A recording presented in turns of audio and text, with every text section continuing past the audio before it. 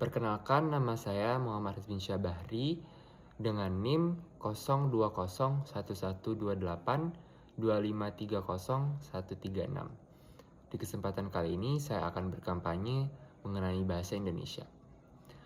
Tahukah kamu, bahasa pertama yang kita ucapkan saat belajar bicara bukanlah bahasa asing.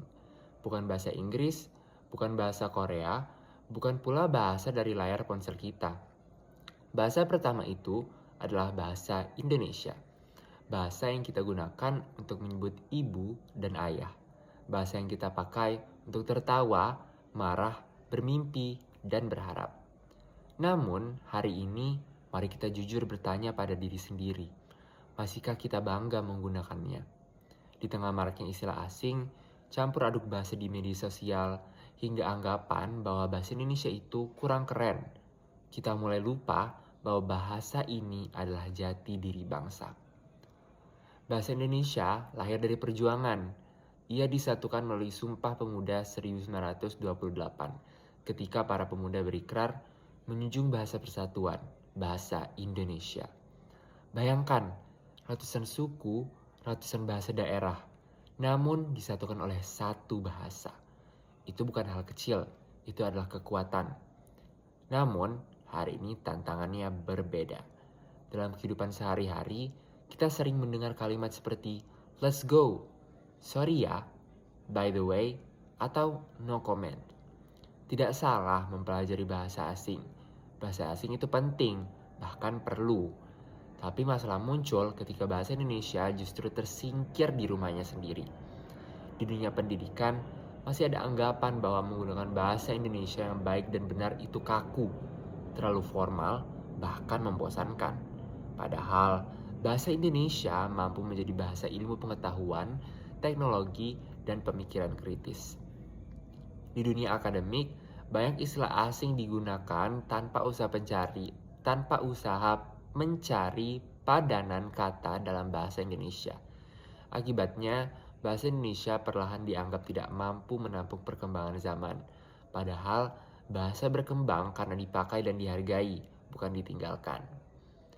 Lalu, kita masuk ke media sosial. Disinilah bahasa kita diuji setiap hari.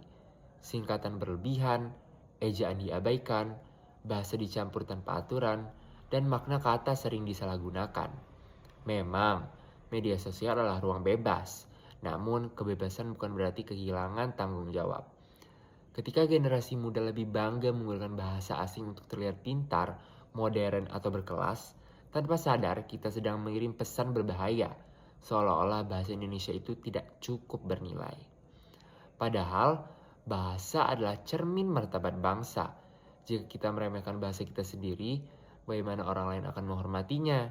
Sebagai generasi muda, kita memegang peran penting. Kitalah pengguna bahasa terbesar hari ini dan penentu arah bahasa Indonesia di masa depan. Menjaga bahasa Indonesia tidak berarti harus selalu kaku dan formal. Bahasa Indonesia bisa santai, kreatif, dan relevan dengan zaman tanpa kehilangan kaidah dan maknanya.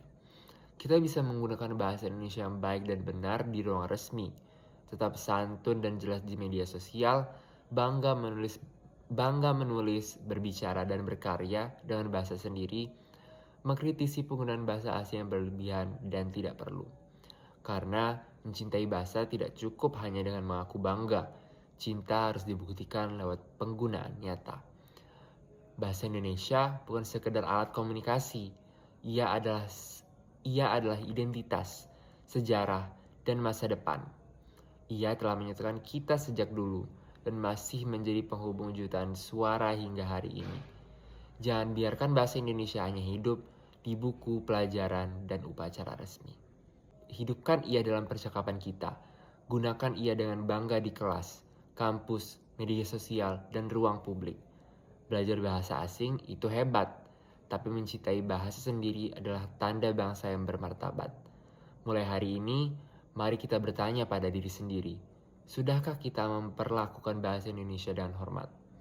Karena menjaga bahasa bukan tugas satu orang, melainkan tanggung jawab kita bersama.